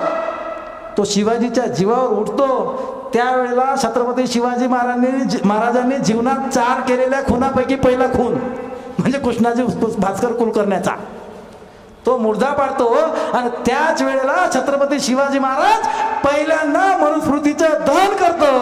कारण गो ब्राह्मण प्रतिपालक म्हणणाऱ्या लोकांनी पुन्हा विसरून जावं, बहुजन प्रतिपालकच शिवाजी होता, गो ब्राह्मण प्रतिपालक नव्हता. जर असं असतं तर कृष्णाजी भास्कर कुलकर्ण्याचा त्यांनी खून केला नसता. खून नाही, हत्याच केली, कापलं त्याला अक्षरशः. ही गोष्ट आम्ही समजली पाहिजे. कारण आम्हाला मूर्ख बनवणारे लोक, जय शिवाजी जय भवानी जय काही काही राम म्हणून म्हणणारे लोक, त्यांना सांगू इच्छितो, अरे छत्रपती शिवाजी महाराजांच्या 13 अंग म्हणजे 22 अंग रक्षकापैकी 13 अंगरक्षक मुस्लिम समाजाचे होते. मग छत्रपती शिवाजी महाराज मुस्लिमांचे विरोधक नव्हते. हे सत्तायुद्ध होतं, धर्मयुद्ध नव्हतं. आज आम्हाला हे धर्मयुद्ध सांगतात. ही गोष्ट आम्ही हाणून पाडली पाहिजे. ही गोष्ट आम्ही काय केली पाहिजे? हाणून पाडली पाहिजे. आणि त्या छत्रपती शिवाजी महाराजाचे गुरु कोण होते माहितीये का? आई तर होतीच. आम्हाला एक लंगोटधारी सांगतात, पण ते चुकीचं आहे. छत्रपती शिवाजी महाराजांचा गुरु हा लंगोटधारी नाही. तर छत्रपती शिवाजी महाराजांचा गुरु कुणबी समाजाचा असलेला तुकाराम होता. ही गोष्ट लक्षात घ्यावी. तुकाराम महाराजाच्या अभंगाला शिवाजी महाराज जायचे. आणि त्यावेळेचे वारकरी म्हणजे कोण? आजचे एक टाळ घेऊन एक टांग मागा एक टांग पुढं करत म्हणजे गवगवा करत जाणारे आजचे ते वारकरी नाही. त्या काळचे वारकरी होते, अन्याय वार करणारे, छत्रपती शिवाजी महाराजांच्या सैन्यात भरती होणारे कुणबी समाजाचे लोक मध्ये वारकरी होते. ही गोष्ट आम्ही समजून घेतली पाहिजे. बहुजनांचे लोक वारकरी होते. छत्रपती शिवाजी महाराजांच्या सैन्यात जाणारा माणूस हा तुकारामाच्या अभंगातून प्रेरित होऊन जात होता. आणि तो इथला कुणबी, इथला माडी, इथला साडी, इथला इतरस्त हा शिवाजी महाराजातला सैन्यातला जायचा आणि तिथं मराठा व्हायचा. लढणारे ते मराठे आणि शेती करणारे ते कुणबी, असे तो 2 भाग झाले. ही गोष्ट आम्ही समजून घेतली पाहिजे. एवढ्यावर थांबत नाही. अरे मग संबंध कसे जुळले? तुकारामाचे आणि शिवाजी महाराजांचे संबंध जुळले. आमच्या जिजाऊचे आणि शहाजीचे संबंध जुळले. त्यातून शिवाजी झाले. शिवाजी महाराजांनी गुरु कोणाला मानलं? तुकारामांना गुरु मानलं. अहो, तुकारामाची हत्या झाल्यानंतर, आज मी हत्या म्हणतो, बरेच लोक आमचे अरबट कुणबी समाजाचे दिशाहीन मार्गदर्शन करणारे लोक, बुवा बावा जे काही दावा असतील ते आम्हाला चुकीचं मार्गदर्शन करतात. तर काय चुकीचं करतात की तुकाराम महाराज स्वदेहासह वैकुंठात गेले. ठेवलं का? टाळनं दुपट्टा ठेवला. काय ठेवलं? टाळण दुपट्टा. बाकी स्वदेही म्हणजे देहासकट वैकुंठात गेले. त्यासाठी मी एका छोट्याशा कथेच्या माध्यमातून ते वैकुंठात कसे गेले आणि ते कसं लोकांनी मान्य केलं याचं उदाहरण देतोय. काय उदाहरण आहे? राजाची कथा माहिती आहे का तुम्हाला? एक राजा जो इंद्राचे कपडे घालतो, शॉर्टकट घेतो, वेळ कमी आपल्याकडं. काय असतं? एक राजा असतो आणि कुठल्याही राजाला, आजच्याही राजाला, आजही आपला एक राजा आहे, त्याची स्तुती केली का राजा खुश. आजचा राजा तो कितीही खोटं बोलला तरी चालन, 15 लाख खात्यात नाही आले तरी चालन, पण स्तुती केली तर राजा खुश. बरोबर की नाही? है तो मुमकिन आहे. समजले तुम्ही? है तो मुमकिन आहे. म्हणजे अशी भूमिका घेणारा राजा त्या काळातही होता. पण एक विशेषता मात्र निश्चित आहे की त्या काळातही राजा कोणीही असो, या देशामध्ये मुस्लिम आले, डच आले, पोर्तुगीज आले, इंग्रज आले, आता मुस्लिमांमध्ये खूप आले, गुलाम वंशाचे आले तर तुगलक वंशाचे आले तर आता हुमायूचे आले तर आता तुम्हाला माहिती आहे सगळ्या गोष्टी, एवढा काही डिटेल सांगणार नाही. राजा कोणी बी हो, कोणीही आक्रमण करो, कोणीही हमला करो, कोणीही सत्तेत येऊ, पण त्याचा प्रधान मात्र एकच राहिला. एकच म्हणजे एका वर्गाचा, एका जातीचा. कोणताही का? तुम्ही अकबराच्या पहा प्रधान कोण होते? तानसेना पासून तर बिरबला पासून तर अजून काही जे काही असतील ते शोधा, तुमच्या लक्षात येईल. शेंडीवाले, बरोबर बोलले. मग प्रधान कोण? तेच. तर तसाच एका राजाचा प्रधान शेंडीवालाच. तर त्याचं राजाची स्तुती करायची, राजाला स्तुती करणे आवडायचं. राजाची खूप स्तुती केली. महाराज, तुमच्यासारखा राजा या पृथ्वी तलावर नाही, दुसरा राजाच नाही. अहो, तुमच्यासारखा राजपाट, राजमहाल, सगळं राज्य हे इंद्रालाही लाजवेल असं तुमचं राज्य आहे. पण महाराज, जर का इंद्राचे कपडे तुम्ही घातले ना तर तुमच्यासारखा शोभिवंत आणि इंद्र दुसरा होऊच शकत नाही, अशी तुमची ख्याती आहे. राजाला चढवलं, राजाही खुश झाला. मी शॉर्टकट घेतोय, सांगताना रंगवून सांगताना खूप मोठी होऊ शकते, पण मी शॉर्टकट घेतोय. राजा म्हणे, महाराज, तर तुमच्यासारखं राज्य या पृथ्वी तलावर नाही. मग महाराजाला विचार पडला, जर इंद्राचे कपडे घातले तर मी खरंच इंद्रासारखा दिसेल? निश्चित महाराज, तुमची त्याच्यासारखे दिसाल. राजाने म्हटलं, प्रधानजी, मला इंद्राचे कपडे मिळवण्यासाठी काय करावं लागेल? आता प्रधानजीचे एकच शस्त्र, ते शस्त्र त्यांनी उगारलं. कोणतं शस्त्र होतं? देव मंत्राधीन. आणि मंत्र कोणाधीन? देव जर मंत्राधीन आहे तर मंत्र कोणाधीन आहे? मंत्र ब्राह्मणाधीन. आणि महाराज तुम्ही आहो, मी जर मंत्र म्हणले तर इंद्र प्रसन्न होईल आणि तुम्हाला कपडे देईल. राजाला वाटलं पक्का? म्हणते हो पक्का, मिळणारच, निश्चित. मग म्हणते, महाराज एक गोट आहे. म्हणे कुठली? अहो, एवढं मोठं यज्ञ करायचं, हवन करायचं, इंद्राला प्रसन्न करायचं, मंत्र म्हणायचे, तर धन लागणच. महाराजांनी त्यांचे कोठार उघडे केले, धन मुक्त केलं आणि त्याला सांगितलं लागतं तेवढं घेऊन जा. पंडितांनी आठवडाभर धन डुवारलं, इतकं धन होतं. राजाच्या घरी कमी असते का? त्या प्रधानाने धन डुवारलं आणि 8-10 दिवस तो आलाच नाही. तर म्हणे काय करून राहिला? तर म्हणे नाही, मी होम हवन करून राहिलो. 8 दिवस झाले, 10 दिवस झाले, 15 दिवस झाले, प्रधान काही आला नाही. राजाला विचार पडला, कपडे कधी येणार आहेत? राजांनी सैनिकांना त्याच्या घरी पाठवलं, कपडे आले नाही अजून. प्रधानांना विचार पडला की झाला, राजाला तर मी इंद्राचे कपडे देणार आहो, आता काय करू? तर म्हणे बस, कपडे आले आणि घेऊन येतो आहे. राजाला निरोप पाठवला. प्रधानांनी एक मोठा संदूक घेतला, त्याला भल्लं मोठं कुलूप लावलं आणि तो संदूक घेऊन राजदरबारात गेला. मी शॉर्टकट घेतोय. तो संदूक घेऊन कुठे गेला? राजगृहात गेला, राजवाड्यात गेला. राजवाड्यात आला, 12 सिंहासनात बसलेले संदूक घेऊन त्याने 4 सैनिकाच्या मदतीनं संदूक राजवाड्यात ठेवला. राजवाड्यात ठेवता बरोबर राजा उठून समोर आला. संदुकाजवळ गेला, आता मला इंद्राचे कपडे बघायचेच आहे, घालायचेच आहे. त्यावेळेला तो पंडित म्हणजे प्रधान ओरडला म्हणजे बोलला, म्हणाला, महाराज तुम्ही सध्याच कपडे घेऊ नका, कपडे पाहायचे असतील तर एक अट आहे. म्हणे कुठली अट आहे? महाराज अट एकच आहे, काही खूप मोठी नाही.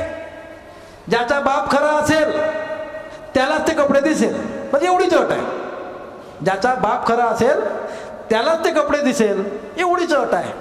महाराजाला वाटलं मी राजाचा पुत्र आहे म्हणून तर राजा आहे आणि मला कपडे दिसेलच, प्रश्नच येत नाही. म्हणून राजाने ते संदूक 4 सैनिकाच्या हाताने त्याच्या प्रसाधन गृहाकडे घेऊन गेला, कपडे बदलण्याच्या ठिकाणी. आणि तो तिथं घेऊन गेला आणि लॉक उघडला, ताला उघडला आणि कपडे बघतो. 4ही सैनिक कपड्याकडे बघून राहिले. राजा कपड्याकडे बघतोय, राजा सैनिकाकडे बघतोय, सैनिक राजाकडे बघतायत, सैनिक एकमेकाकडे बघतायत.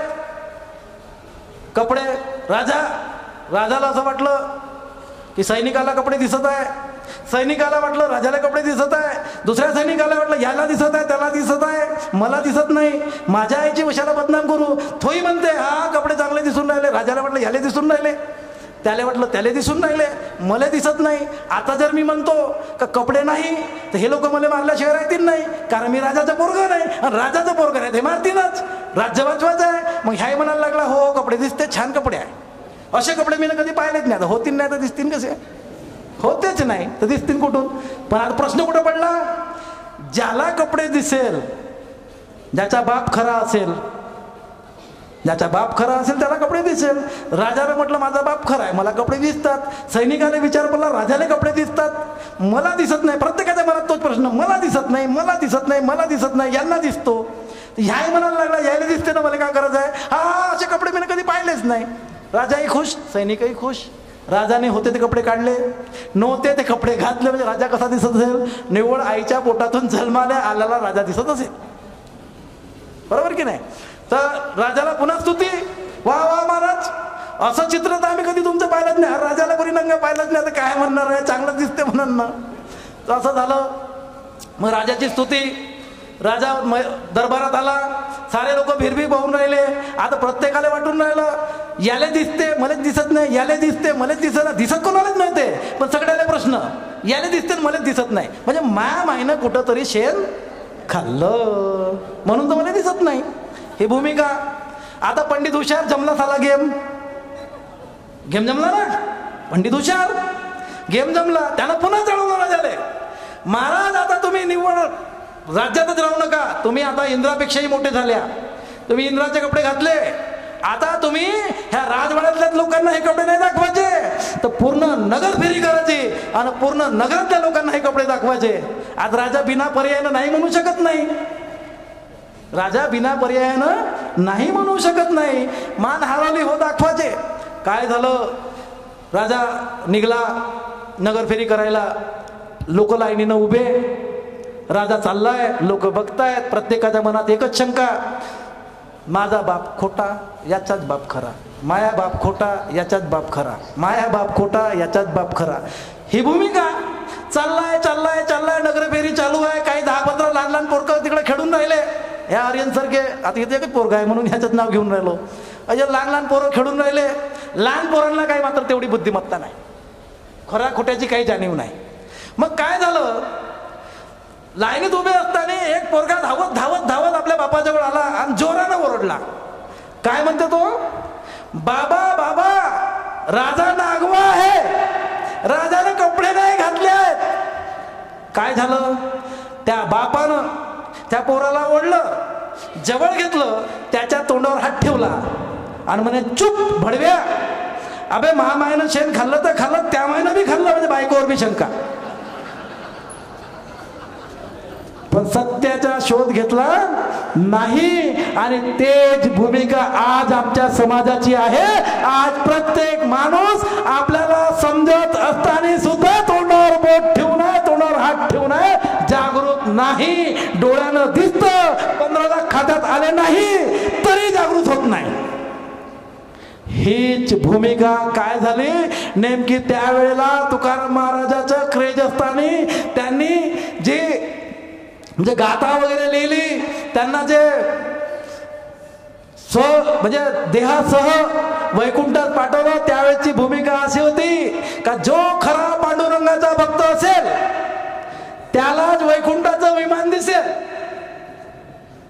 जो खरा पांडुरंगाचा भक्त असेल त्यालाच वैकुंठाचं विमान दिसेल. असं येड्या माणसाला जर सांगितलं तर प्रत्येक माणूस येडा आपल्या एकामेकाकडे पाहून नाही म्हणून का हा मला दिसून राहिलं विमान, ते पा त्याला पंख लागले, ते असं आहे तसं आहे, झाला गवगवा. अहो गेलं विमान वैकुंठात. आणि आजही प्रथा तेच चालू आहे, विमान गेलं वैकुंठात. विमान कसं गेलं वैकुंठात? जसं राजाला कपडे नाही एका लहानशा पोरानं सांगितलं तसं आजचा आपला माणूस सांगतो तुकाराम महाराज वैकुंठात नाही मर्डर होता, हे समजून घ्यावं लागेल. आता कुठं गेलं विमान? इंग्रज आले तेव्हा कुठं गेले देव? मुस्लिम आले तेव्हा कुठं गेले? यायच्या हातातले शस्त्र, यायच्या हातातले युद्ध कुठं गेलं? आज आमच्या आया बहिणीवर बलात्कार होतात, कुठं गेले? कुठं लपले? याचा शोध संशोधन केलं पाहिजे. जसा राजाचे कपडे दिसले लोकांना तसंच वैकुंठाचं विमान सुद्धा दिसलं. आणि हे उदाहरण मी यासाठी घेतलं की तुकाराम महाराजाचा खून झाला, त्यांची गाथा पाण्यात डुबवल्या गेली, ती परत कधीही आली नाही. आता तुम्ही म्हणा आता जी दिसते तुकारामाची गाथा कशी? अहो त्याच्यात एक विषय आहे की तुकारामाच्या बरोबरीने जो भजनामध्ये कीर्तनामध्ये जायचा तो संताजी जगनाडे महाराज तेली समाजाचे होते. त्यांनी तुकारामाची गाथा जशाने तशी म्हणता येणार नाही, पण त्यातला काही भाग घेऊन बिचाराने जसं जमलं तशी लिहिली. आणि आज आम्हाला जे दिसते ते तुकारामाची गाथा त्यांनी स्वतःच्या नावावर नाही तर तुकारामाच्या नावावर लिहिली. त्या संत जगनाडे महाराजाचे उपकार या कुणबी समाजावर आहे, म्हणून आज आम्हाला तुकारामाची गाथा दिसते आहे. आणि त्या गाथेमध्ये काय लिहिलं आहे तुकारामांनी 400 वर्षाच्या आधी? अरे जे का रंजिले गांजिले त्यासी म्हणे जो आपले तोच साधू ओळखावा देव तेथेची जाणावा. तुकाराम महाराजांनी मंदिरात देव दाखवला नाही तर लोकांमध्ये वावरणाऱ्या माणसाला देव दाखवला. बुद्धाच्या मार्गावर चालण्याचं काम तुकारामांनी केलं. नाही तर तुम्ही तुकारामाची गाथा उचलून पहा, तुम्हाला काय दिसेल ते समजेल. शोधलं पाहिजे, कारण शोध घेणं ही आमची गरज आहे की नाही आहे? अशा प्रकारे तुकारामाचे आणि संताजीचे संबंध जुळून आले. म्हणजे तेली समाज कुणब्यापासून वेगळा नाही, कुणबी समाज मराठ्यापासून वेगळा नाही, मराठा समाज महाराष्ट्रापासून वेगळा नाही. आम्ही एक दुसऱ्याचे पूरक आहोत, एक दुसऱ्याशी संबंधित आहोत, हे गोष्ट लक्षात घ्या. कारण नंतरचा काळ आला, नंतरचा काळ पेशव्यांचा आला. राजेशाही जवळजवळ नाममात्र झाली, नाममात्र राजा असायचा. आमचे भोसले नाममात्र झाले आणि पेशवाई उदयास आली. आणि त्या पेशवाईच्या काळामध्ये छत्रपती शिवाजीचं नामोनिशान मिटलं. 200 वर्ष शिवाजी महाराज कोण आहे आमच्या समाजातला लोकांस विसर पडला. पण धन्य होते महात्मा ज्योतिबा फुले, त्यांना शिकवण्यामध्ये गप्पार बेग मुंशी, ख्रिश्चन मिशनरीचे काही लोक, ज्यांनी गोविंदरावांना सांगितलं यांना शिकू द्या, आणि ते शिक्षण घेतलं. ज्यांना वरातीतून हाकलून दिलं होतं, लक्षात घ्या, काही काही मुद्दे घ्यायचे असतात, काही सोडून द्यायचे असतात, त्यांना शूद्र म्हणून हाकलून दिलं. त्या मराठ्यांना, त्या माळ्यांना मी सांगू इच्छितो साहेब तुमच्यासाठी का हो, तुम्ही आज मी बऱ्याच ठिकाणी गेलो, एक शिल्ड पाहिलं, एका माळी समाजाच्या माणसाच्या घरी गेल्यावर ते उदाहरण देतो, पाहिलं, त्याची फोटो काढून बी आणली मी, मोबाईलमध्ये दाखवून देईन. तो लिहितो श्री क्षत्रिय कोसला माळी समाज. अहो लिहितो अक्षरशः, त्या शिल्डवर आहे. काय लिहितो? श्री क्षत्रिय कोसला माळी समाज. आता माळी कुठून क्षत्रिय झाले हो? प्रश्न आहे का नाही? आहे का नाही? पण तरी आम्ही लिहितो. आता टीव्हीवर त्या दिवशी डिबेट चालू होती, एक मराठा म्हणतो आम्ही क्षत्रिय आहोत. अरे आरक्षण कायले मागतात? ह्या जरंग्या कायसाठी बसला? क्षत्रिय आहात तुम्ही? वर्ण व्यवस्थेप्रमाणे क्षत्रिय म्हणता ना स्वतःला, आरक्षणाची काय गरज आहे? तर अशा प्रकारे ते महात्मा ज्योतिबा फुले,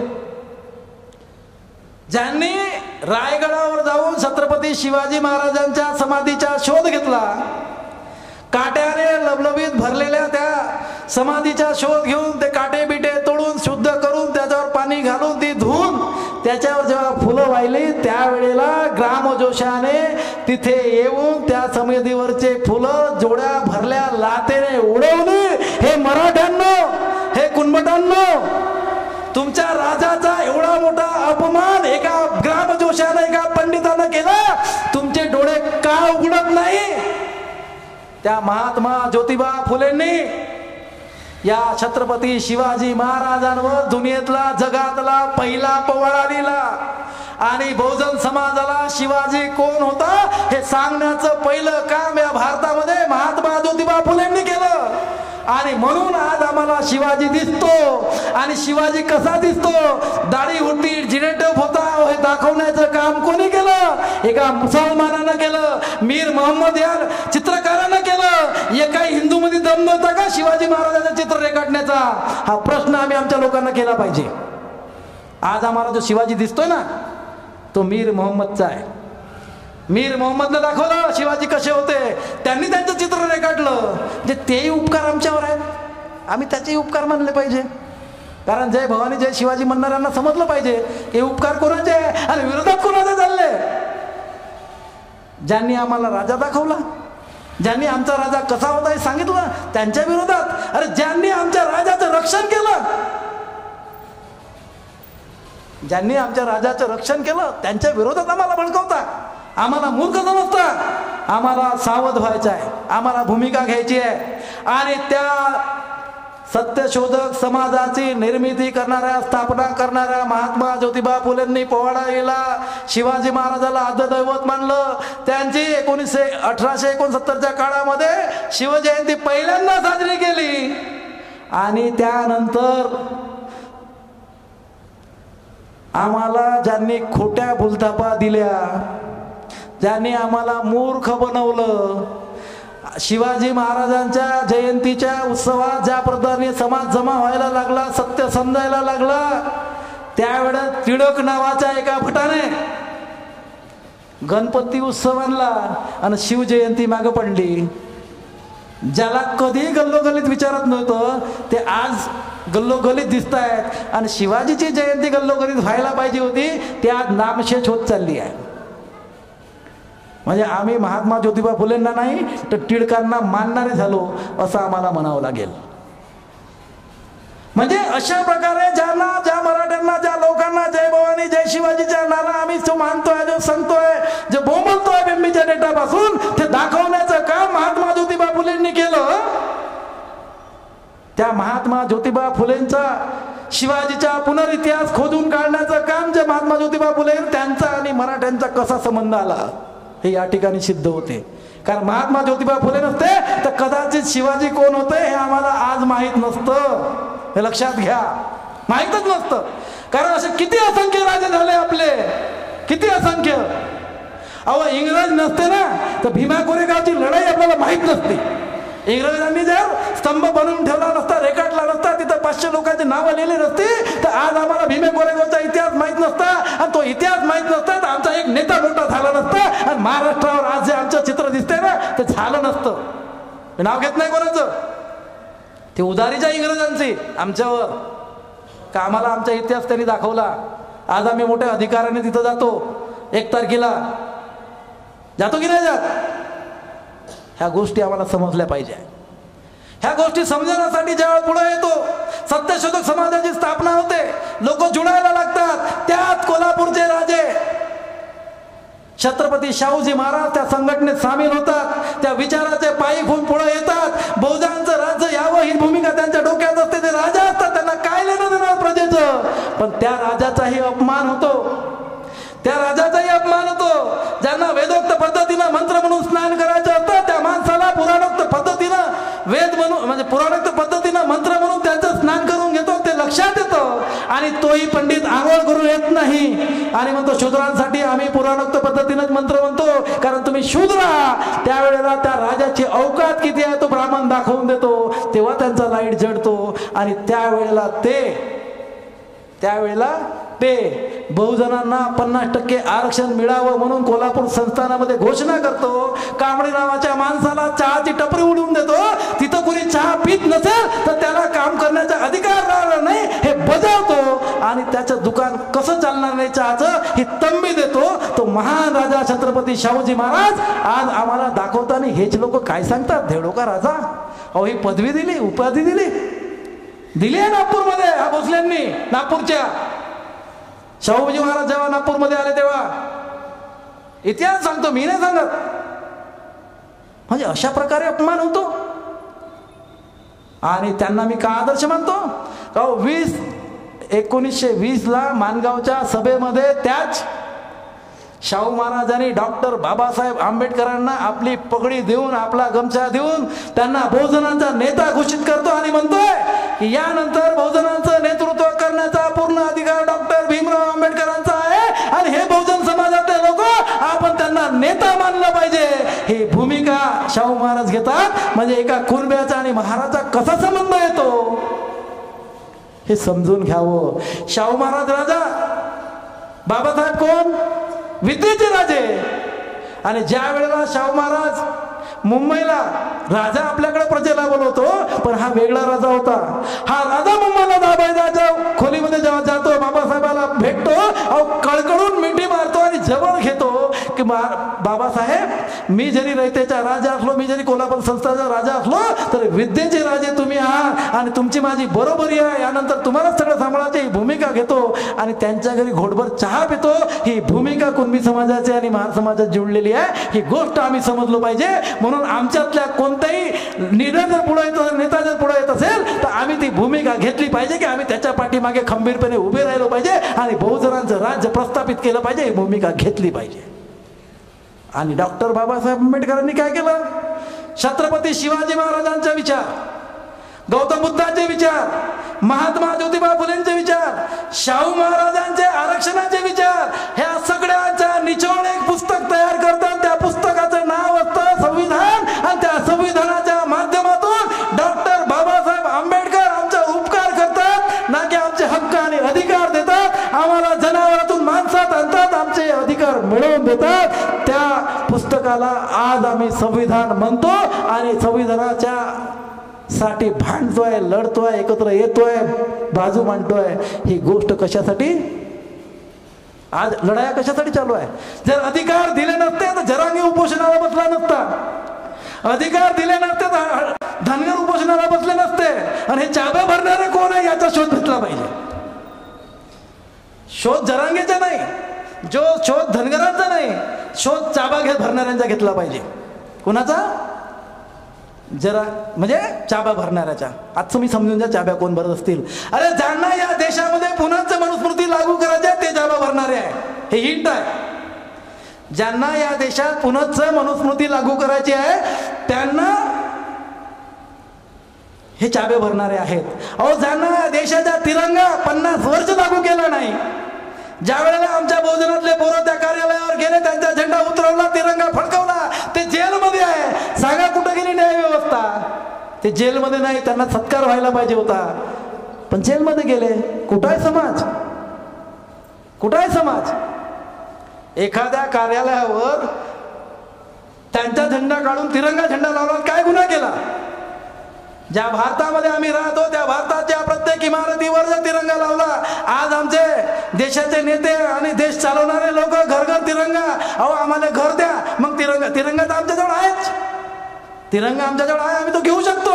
200चा होईन, 500चा होईन, पण त्यासाठी टांगण्यासाठी घर नाही. त्याचं का प्रश्न आहे की नाही आहे? तो प्रश्न कधी मिटणार आहे? कधी मिटणार आहे?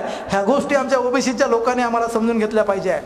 खूप गोष्टी झाल्या, खूप बोललोय, खूपच आपल्या म्हणजे आता त्या प्रश्नावर आलो. आज आम्हाला ओबीसीची जागर यात्रा काढणाऱ्या नेत्यांना प्रश्न विचारायचा आहे की 20 जुलै 2021 रोजी केंद्रीय गृहराज्यमंत्री नित्यानंद राय, नावासहित सांगतो, यांनी हवेत नाही तर एका खासदाराच्या प्रश्नाला उत्तर देताना म्हटलंय, काय म्हटलंय? ओबीसीची जनगणना होणार नाही. या देशात ज्यांची सत्ता आहे ना, त्या सत्तेतल्या केंद्रीय गृह राज्यमंत्र्यांनी म्हटलं की ओबीसीची जनगणना होणार नाही. कुठं आहे ओबीसी? 137 लोक जे ओबीसीचे आहेत, 147 लोक खासदार जे ओबीसीचे आहेत ते कुठं आहे? त्या हलकटांना शोधा. त्यांना प्रश्न विचारा. ही क्लिप आहे त्या तारखेची 20 जुलै 2021ची, ती संसदेतली मागवा आणि यांना ते दाखवा आणि विचारा तू कुठं झोपला होतास. हे ओबीसीच्या लोकांना विचारा की तू कुठं झोपला होतास. आणि हे जेवढे निवडून गेले ना ओबीसीचे, यांना आता घरी बसवण्याची वेळ आली आहे 2024 मध्ये. यांना घरी बसवा, कारण जे तुमच्या हक्क अधिकारासाठी लढू शकत नाही त्यांना तिथं जाण्याचा अधिकार नाही. आम्हाला हक्क आणि अधिकार मागणाऱ्या, आमच्या समाजासाठी लढणाऱ्या लोकांची गरज आहे, बैलांची गरज नाही. ज्यांना दाव बांधला आणि खुट्याला बांधले ते झाले, अशा लोकांना बाहेर काढण्याची गरज आहे. मी डायरेक्ट बोलतोय, कुणाला राग येईल कुणाला काय होईल मला नाही माहिती, पण ते करावं लागेल, त्याची काळाची गरज आहे. ही गोष्ट आम्ही समजून घेतलं पाहिजे. या गोष्टी जोपर्यंत आम्ही समजणार नाही तोपर्यंत काहीही करणार नाही. कारण माझ्यासारखा कार्यकर्ता ज्यावेळेला जगतो, ज्यावेळेला धावतो, ज्यावेळेला येतो, आम्हाला कफन बांधून फिरलो आहे असं म्हणावं लागेल. कारण आमच्यासारख्या कार्यकर्त्याला तुकारामाची मन लागू होते, पाण्यातला मासा झोप गे कैसा जावे त्याच्या वसा तेव्हा कडे. अहो बनवून पहा ना, करून तर पहा, प्रयत्न करा. प्रयत्न वाढूचे करही रगडतात ते लईकडे म्हणतात. प्रयत्न करायला काय हरकत आहे. आमची सत्ता काय येणार नाही. आम्ही इथं बसलेल्या 500 लोकांनी ठरवलं ना, आमची सत्ता निश्चित येऊ शकते. पण ते आमच्यामध्ये जज्बा पाहिजे, हिंमत पाहिजे, ताकद पाहिजे. आणि एकटा करेल. मी मगाशी उदाहरण दिलंय का भोजन नायकाचं. अरे ज्याच्याकडे 5 पैशाची हवा भरायला पैसे नव्हते तो सुद्धा सत्ता घडवून आणू शकते. होऊ शकत आहे, होऊ शकते. असं जर होत असेल तर आमचे नेते 70-70 वर्षाचे झालेत. कोणी 50चं झालंय, कोणी 70चं झालं, कोणी 60चं झालंय.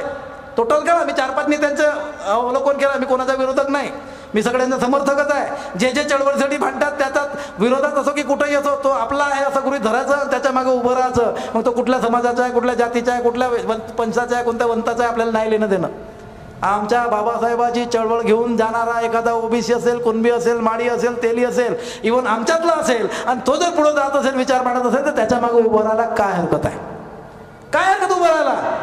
कारण आम्हाला आमच्यातला प्रधानमंत्री बनल्याला पाहायचा आहे. बाबासाहेबांनी नाही म्हटलं की फक्त महारातला बनताना पाहायचा आहे. अरे बहुजनातला म्हटलं. आम्हाला बहुजनातला प्रधानमंत्री पाहायचा आहे. होऊ शकेल की नाही. आता तो खोटा प्रधानमंत्री बसलाय, बहुजनातला म्हणतो स्वतःला. त्याने आपली जात तो मुख्यमंत्री असताना घुसवली. लक्षात घ्या, शोध घ्या, पता लागेल. कारण आम्ही सत्याकडे जात नाही, आम्ही असत्याचा विचार करतो. या सगळ्या गोष्टी आम्हाला समजून घ्यायच्या आहे. समाजात प्रश्न असा पडला आहे, एका छोट्याशा उदाहरणानं समजवतो आणि मी थांबतो. कारण मला एक घसा दुखल्यासारखा झाला आहे.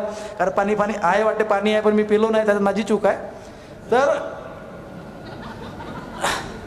तर गंमत अशी आहे की स्वयंपाक चालू होता.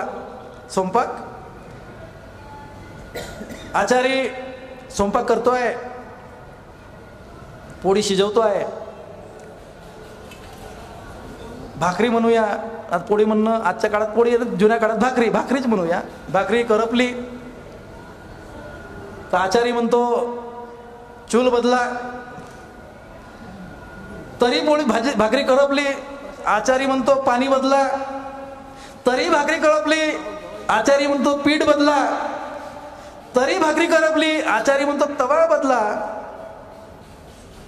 एकही हिंमत करत नाही की एवढं सगळं करूनही जर भाकरी जळते आहे तर कोणीतरी उठून म्हणावं की आचारी बदला, पीठ पाणी बदलण्याची गरज नाही. पण ते हिंमत कोणी करत नाही. ती हिंमत इथं बसलेल्या लोकांनी करावी लागेल की आम्हाला जर काहीतरी वेगळं करायचं असेल तर आम्हाला 5 किलो राशनची नाही तर हाताला कामाची गरज आहे. बेरोजगारी दूर करण्याची गरज आहे. 2 करोड नोकऱ्या मिळणार होत्या, किती मिळाल्या.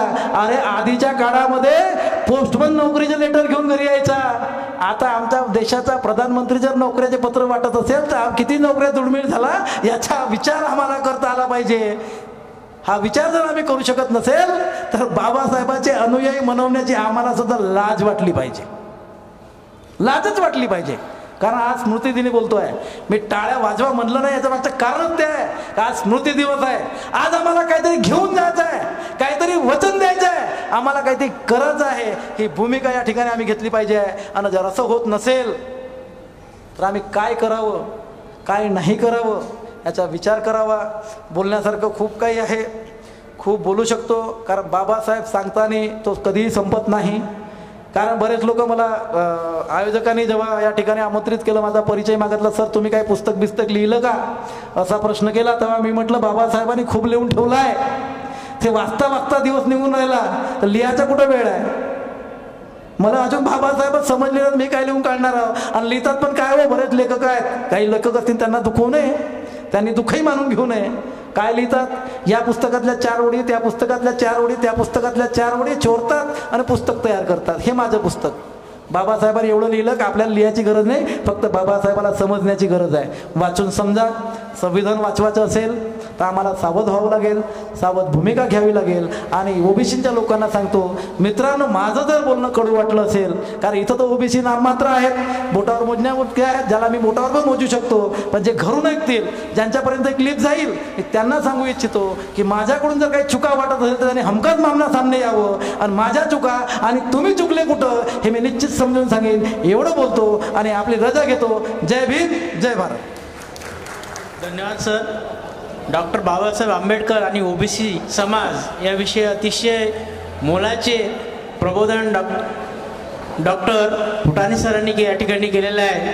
आणि शेवटचा टप्पा म्हणजे तो आभार प्रदर्शनाच्या आजच्या प्रबोधन सभेचे संचालक सन्माननीय आयुष्यमान संदीप इंगळे सर यांना निवेदन करतो की त्यांनी आभार प्रदर्शन करावं.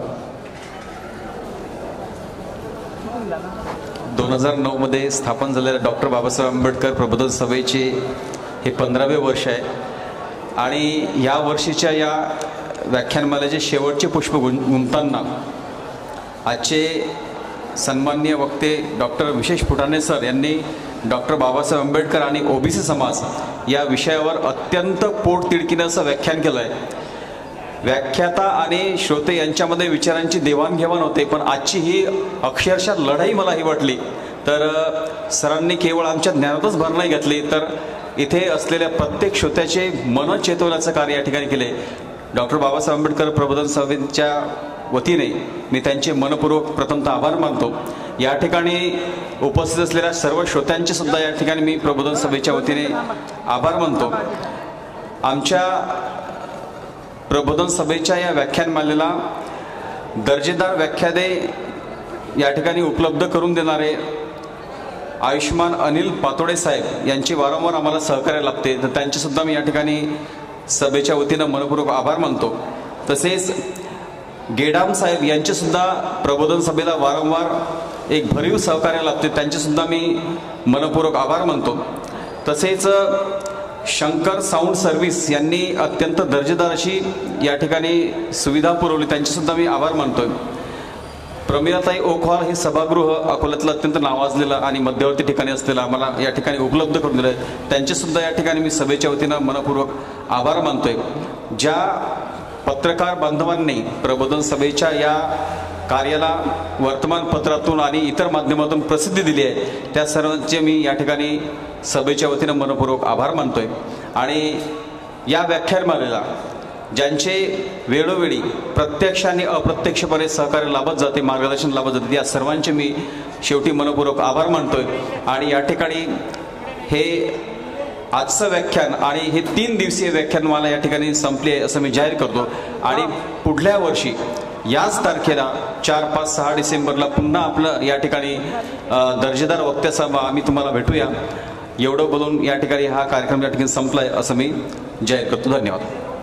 किंवा प्रबोधन सभेचे जे व्याख्यानमालेचे आयोजन केलेले आहे, या संपूर्ण कार्यक्रमाचं शांतीसूर्य या यूट्यूब चॅनलवर प्रसारण होणार आहे, तेव्हा सर्व श्रोत्यांनी त्याचा आस्वाद घ्यावा.